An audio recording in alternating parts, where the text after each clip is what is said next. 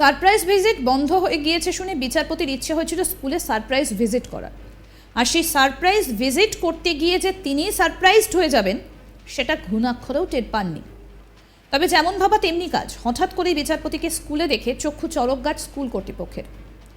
নর্দমায় ছড়িয়ে mid day মিলের ভাত, টিচারদের দেখা নেই।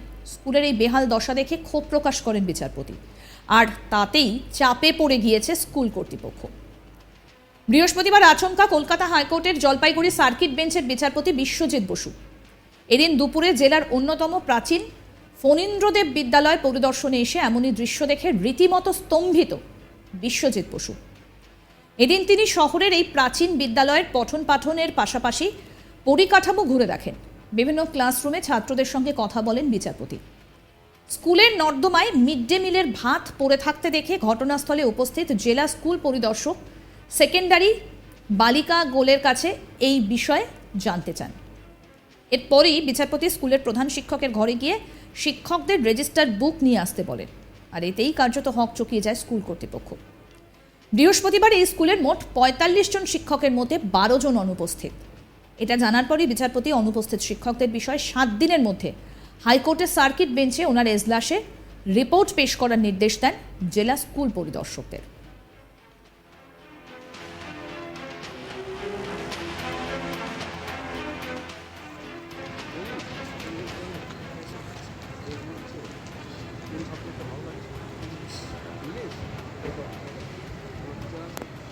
পরিদর্শন শেষে সংবাদ মাধ্যমের মুখোমুখি হয়ে বিচারপতি বিশ্বজিৎ বসু বলেন, জেলা স্কুল পরিদর্শক একটা রিপোর্ট দিতে বলেছিলেন। সেই সময় আমি তার কাছে জানতে চাইলাম বিভিন্ন স্কুলে আগের মতো সারপ্রাইজ ভিজিট হয় কিনা।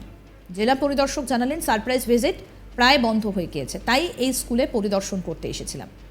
স্কুলে এসে দেখলাম শিক্ষকদের উপস্থিতির হার কম, ছাত্র সংখ্যা খুব ভালো, তবে স্কুলের পরিকাঠামো উন্নয়নের প্রয়োজন আছে। শুনুন কি বলছেন বিচারপতি বিশ্বজিৎ বসু। বিষয়টা হচ্ছে যে বিআই ম্যাডাম আমার কাছে একটা রিপোর্ট দিতেই যাওয়াতে আমাকে জিজ্ঞেস করি স্কুলগুলোতে যে সারপ্রাইজ ভিজিট হতো না আগে, সেই সারপ্রাইজ ভিজিট হয়, উনি বলেন না অলমোস্ট বন্ধ হয়ে গেছে। তো চলুন একবার দেখে আসি, এটাই একটা কারণ সিচুয়েশন অফ স্যার কী দেখলেন স্যার?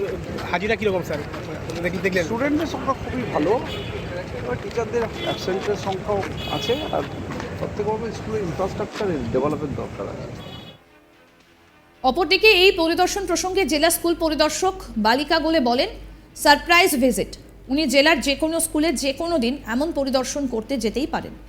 এই ঘটনার পর স্কুল কর্তৃপক্ষ যে বেশ চাপে পড়ে গিয়েছে তার বলার অপেক্ষা রাখে না। আমাদের প্রতিনিধি রাজেন প্রধান কি প্রতিবেদন তুলে ধরলেন, শুনব।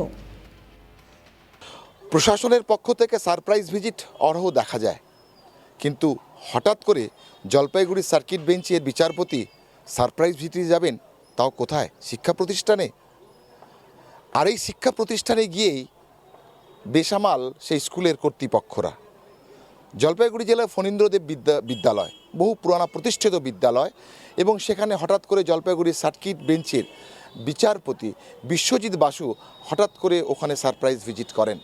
গিয়ে দেখেন যে মিড ডে মিলের বহু খাওয়া দাওয়া সেই নালার কাছে ছড়িয়ে আছে, এবং পাশাপাশি যে সমস্ত শিক্ষকরা ওখানে রয়েছে তার মধ্যে 12 জন শিক্ষক কিন্তু অনুপস্থিত।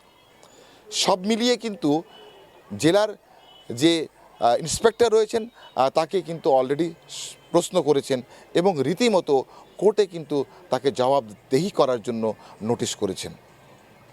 এই ধরনের সারপ্রাইজ ভিজিট জলপাইগুড়ি জেলার বুকে এই প্রথম।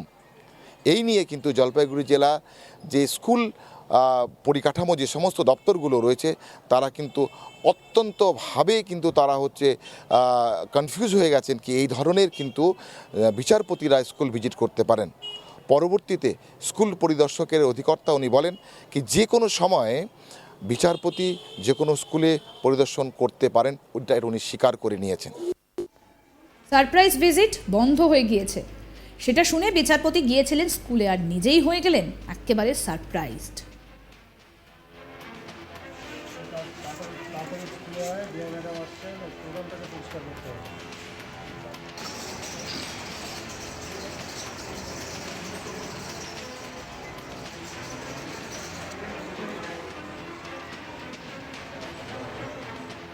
আরও আপডেট পেতে দেখতে থাকুন আজ তাক বাংলার ইউটিউব চ্যানেল। সাবস্ক্রাইব করে নিন।